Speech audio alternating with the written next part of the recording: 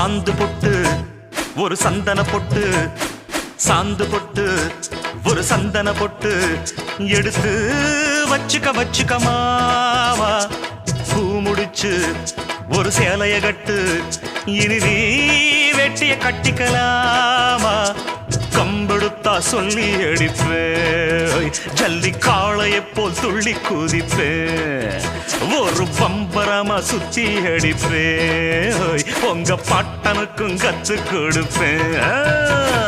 சாந்து பொட்டு ஒரு சந்தன பொட்டு